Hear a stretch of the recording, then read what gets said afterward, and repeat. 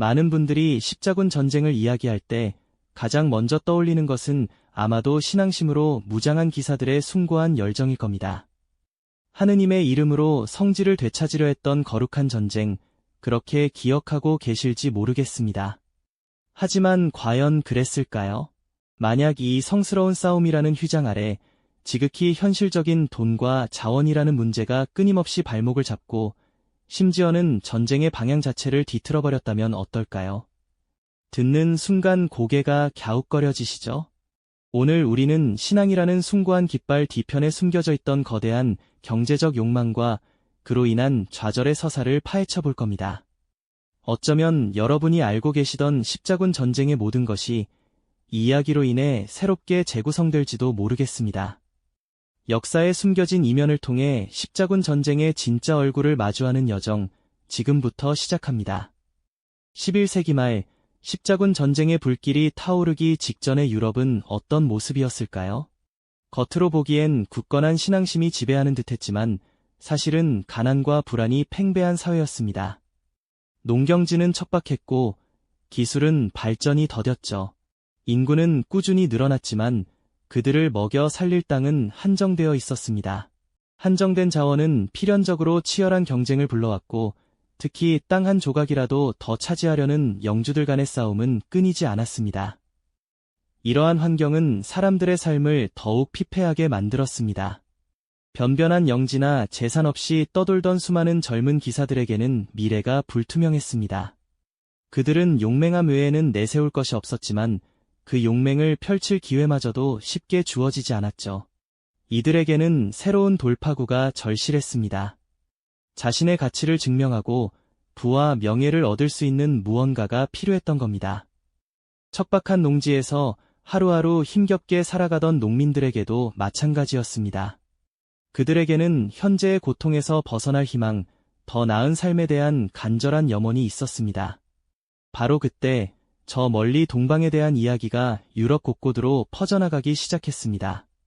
비단, 향신료, 황금으로 가득 찬 미지의 땅, 풍요롭고 이국적인 도시들에 대한 막연한 환상이었죠.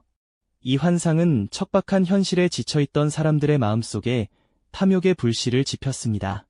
단순히 신앙의 이름으로 성지를 되찾는다는 명분뿐 아니라 그곳에서 새로운 삶을 개척하고 불을 거머쥘 수 있으리라는 은밀한 기대감이 고개를 들기 시작한 겁니다. 이러한 시대적 배경 속에서 교황 우르바노 2세의 클레르몽 공의회 설교는 마치 마른 장작에 기름을 붓는 격이었습니다. 1095년 교황은 수많은 군중 앞에서 신의 이름으로 성지 예루살렘을 이교도의 손에서 되찾아야 한다고 강력히 역설했습니다. 그의 목소리는 뜨거운 신앙심을 자극했지만 동시에 사람들의 마음 깊숙이 자리 잡고 있던 또 다른 욕망에도 불을 지폈습니다. 혹자는 설교 속에서 젖과 꿀이 흐르는 땅이라는 비유를 단순한 종교적 의미를 넘어 새로운 토지와 재산에 대한 약속으로 받아들였을지도 모릅니다. 죄를 사면해준다는 파격적인 제안과 함께 동방에서의 새로운 기회는 갈 곳 없던 이들에게 달콤한 유혹으로 다가왔을 겁니다. 그렇게 신앙의 겉옷을 입고 시작된 이 거대한 흐름은 사실은 가난과 탐욕, 그리고 미래에 대한 막연한 희망이 복합적으로 얽혀 만들어진 것이었죠.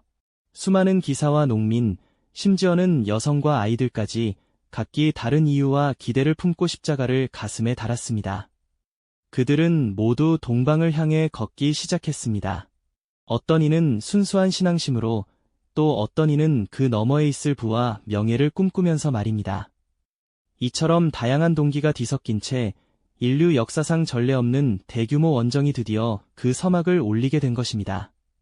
십자군이라는 이름 아래 수많은 사람들이 미지의 땅으로 향하는 그 순간 그들의 여정은 과연 순수한 신앙심만으로 이루어졌을까요? 이제 우리는 성스러운 여정의 발목을 잡은 현실적인 문제들, 즉 상상을 초월하는 원정 비용과 물류의 어려움이 어떻게 이들을 기다리고 있었는지 살펴보게 될 겁니다. 지난 시간 십자군 원정이 신앙심과 함께 동방의 부와 새로운 기회를 향한 복합적인 열망으로 시작되었음을 말씀드렸죠. 하지만 막상 그 거대한 행렬이 움직이기 시작하자 그들을 기다린 것은 숭고한 신앙심만으로는 결코 해결할 수 없는 지독히 현실적인 문제들이었습니다. 상상조차 하기 힘든 엄청난 비용과 수십만 명의 인파를 움직이는 물류의 난관이 바로 그것이었죠. 한번 생각해 보십시오. 수많은 병사들뿐만 아니라 그들을 따르는 가족들, 심지어 아이들까지 포함해 어마어마한 인구가 유럽의 끝에서 중동의 성지까지 이동해야 했습니다. 이들에게 매일 먹일 식량은 어디서 구하며 마실 물은 또 어떻게 조달해야 했을까요? 길고 험난한 여정 속에서 필요한 무기와 의약품, 그리고 지친 발을 대신할 수많은 말과 수레는 또 어디에서 왔을까요? 이 모든 것을 충당하기 위한 비용은 그야말로 천문학적인 수준이었습니다. 유럽의 왕과 영주들은 원정 비용을 마련하기 위해 자신의 영지를 담보로 잡거나 심지어 가보를 팔아치우기까지 했지만 이 거대한 자금난은 끝없이 이어지는 갈증과도 같았습니다. 보급이 원활하지 않으니 십자군 병사들은 굶주림과 질병에 시달리며 지쳐 쓰러지기 일쑤였습니다. 처음에는 성스러운 사명을 띠고 떠났던 이들이었지만 생존의 위협 앞에서는 그 어떤 고귀한 신념도 무력해지는 순간이 찾아왔죠. 결국 이들은 자신들이 지나치는 마을과 도시를 약탈하기 시작했습니다. 심지어 같은 기독교 마을도 예외가 아니었습니다. 약탈은 굶주림을 해결하는 유일한 방법이 되었고, 이는 곧 십자군이 성스러운 군대가 아닌 그저 폭력적인 무리로 변모하는 비극적인 결과를 낳았습니다. 처음에 숭고한 이상은 거대한 현실의 벽 앞에서 처참히 무너져 내리고 있었던 것입니다. 바로 이때 이 거대한 혼란 속에서 자신들의 이익을 챙기며 십자군 원정의 방향을 쥐락펴락했던 그림자 같은 존재들이 있었습니다. 바로 지중해 무역의 패권을 쥐고 있던 이탈리아의 해상 도시 국가들이었죠. 베네치아, 제노바, 피사 같은 도시들은 십자군을 단순한 종교적 열정으로 보지 않았습니다. 그들은 이 거대한 흐름을 자신들의 상업적 이익을 극대화할 절호의 기회로 여겼습니다. 십자군에게 필요한 수많은 배들과 보급품, 그리고 전쟁 자금을 빌려주면서 막대한 이자를 챙겼습니다. 그들은 냉철한 사업가였을 뿐 종교적 열정에 휩싸인 이들이 아니었습니다. 베네치아의 상인들은 십자군 지도자들과 마주 앉아 마치 상품을 흥정하듯 배 한 척당 얼마, 식량은 얼마, 병사 한 명당 수송 비용은 얼마 하는 식으로 철저하게 계산된 거래 조건을 제시했습니다. 십자군 측은 선택의 여지가 없었죠. 그들에게는 바다를 건널배도 대규모 병력을 먹여 살릴 자금도 턱없이 부족했으니까요. 결국 이탈리아 도시 국가들은 십자군 원정의 가장 중요한 동맥이자 심장이 되어 그들의 움직임을 좌지우지하는 막강한 경제적 배후 세력으로 떠올랐습니다.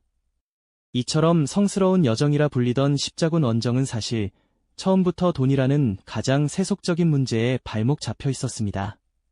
십자가를 가슴에 단 채 성지를 향했던 수많은 이들의 발걸음은 알게 모르게 이탈리아 상인들의 셈법과 거대한 부채의 그물망 속에 갇히게 된 것이죠. 이제 이 부채의 그림자가 어떻게 십자군 전쟁을 파국으로 그리고 전혀 예상치 못한 방향으로 이끌게 될지 다음 이야기에서 더 자세히 살펴보겠습니다. 성지를 향한 숭고한 열정으로 시작된 여정이었지만 십자군 원정은 예상보다 훨씬 더 현실적인 장벽, 즉 끝없이 불어나는 막대한 비용에 부딪혔습니다. 특히 4차 십자군 전쟁은 이러한 경제적 모순이 극에 달해 상상조차 할 수 없는 비극적인 결말로 치달은 대표적인 사례로 기억됩니다.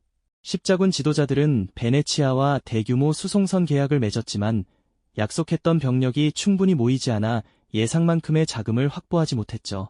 그 결과 베네치아에 갚아야 할 빚은 무려 8만 5천 마르크라는 천문학적인 액수로 불어났습니다. 베네치아 공화국의 도제 엘리코 단돌로는 이 상황을 자신들의 이익을 극대화할 절호의 기회로 여겼습니다. 그는 십자군 지도자들에게 빚을 탕감해줄 대가로 한 가지 파격적인 제안을 내놓았죠. 그것은 바로 베네치아의 오랜 경쟁 도시이자 같은 기독교 세계의 일원이었던 자러를 먼저 공격해달라는 것이었습니다. 성지를 탈환하러 가는 길에 같은 신앙을 가진 도시를 침략하라니요.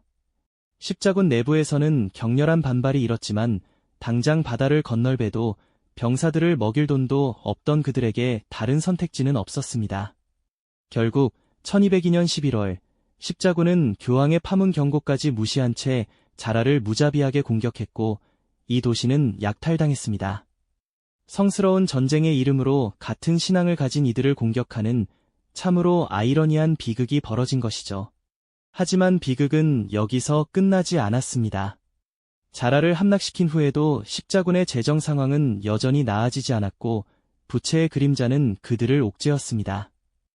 이때 노회한 도제 엘리코 단돌로는 또 다른 대담한 제안을 내놓습니다. 이번에는 동로마 제국의 수도이자 찬란한 문화를 자랑하던 콘스탄티노플을 공격하자는 것이었습니다. 동로마 제국 내부의 권력 다툼에 개입하여 자신들이 지지하는 황자를 옹립하면 막대한 대가를 받을 수 있을 것이라는 달콤한 유혹이었죠. 물론 베네치아의 진짜 목적은 콘스탄티노플이 가진 엄청난 부와 함께 지중해 무역의 패권을 완전히 장악하는 데 있었습니다. 성지 예루살렘과는 아무런 관련도 없는 심지어 같은 기독교 세계의 심장부인 콘스탄티노플을 공격한다는 것은 명백한 배신이자 있을 수 없는 일이었습니다.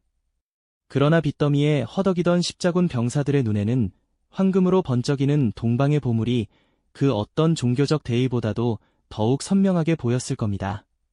결국 1204년 십자군은 콘스탄티노플을 향해 진격했습니다. 유럽에서 가장 크고 부유했으며 난공불락의 요새라 불리던 콘스탄티노플은 그들의 공격 앞에 무참히 무너져 내렸죠. 십자군 병사들은 도시를 점령한 뒤 무자비한 약탈을 자행했습니다. 수많은 보물과 성물, 귀중한 예술품들이 탐욕스러운 손에 의해 파괴되고 약탈당했습니다. 황금으로 장식된 성당과 궁전은 그들의 끝없는 욕망 앞에 갈기갈기 찢겨나갔습니다. 수백 년간 쌓아올린 동로마 제국의 찬란한 유산은 불과 며칠 만에 산산조각 났습니다. 약탈된 보물들은 베네치아로 실려가 도시를 장식하며 그들의 부를 더욱 윤택하게 만들었죠. 십자군 전쟁은 이로써 본래의 종교적 대의를 완전히 상실하고 순수한 경제적 탐욕과 거대한 부채의 굴레에 갇혀버린 비극적인 역사의 한 페이지를 쓰게 된 것입니다. 신앙의 이름으로 시작된 성전이 돈이라는 가장 세속적인 이유로 가장 성스러운 가치를 배반하는 충격적인 순간이었죠. 십자가를 가슴에 단 채 성지를 향했던 전사들은 결국 강도와 다름없는 존재로 전락하고 말았습니다.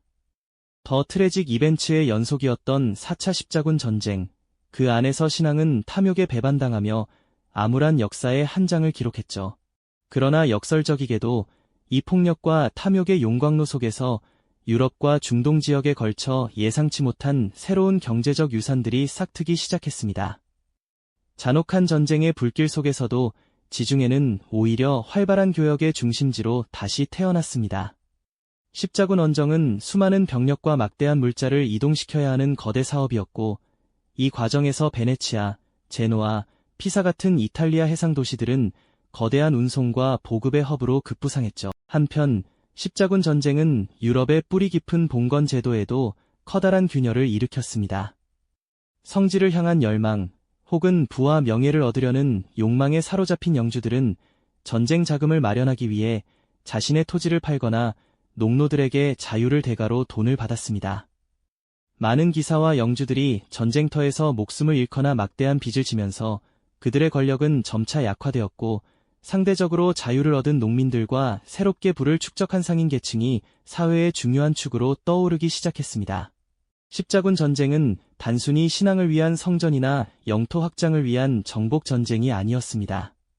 그 이면에는 복합적인 경제적 동기와 현실적인 제약들이 얽히고 설켜 있었고, 그 결과는 오늘날 우리가 살아가는 세상에도 지대한 영향을 미쳤죠. 지중해 무역의 활성화, 새로운 상품과 문화의 교류, 은행업의 발달, 그리고 봉건제도의 약화는 모두 이 피비린내 나는 전쟁이 남긴 예상치 못한 유산들입니다. 우리가 십자군 전쟁의 경제적 뒷이야기를 통해 깨닫는 것은 아무리 숭고한 대의도 압도적인 경제적 현실 앞에서는 무력해질 수 있으며, 역사는 우리가 생각하는 것보다 훨씬 더 물질적인 동기에 의해 움직여왔다는 사실입니다. 오늘날 우리가 마주하는 수많은 국제 분쟁과 갈등 속에서도 과연 우리는 겉으로 보이는 대의명분만을 보고 있는 것은 아닐까요? 그 이면에 숨겨진 경제적 동기와 자원 확보의 욕망은 없는지 우리는 깊이 성찰해 볼 필요가 있습니다. 십자군 전쟁에 숨겨진 경제적 서사는 우리에게 이러한 질문을 던지며 역사에 숨겨진 이면을 파헤치는 우리의 여정이 계속되어야 할 이유를 분명히 보여주고 있습니다. 이 영상이 도움이 되셨다면 좋아요와 구독 부탁드립니다. 여러분의 응원이 제게 큰 힘이 됩니다. 다음 영상에서도 더 유용한 정보를 공유하겠습니다. 감사합니다.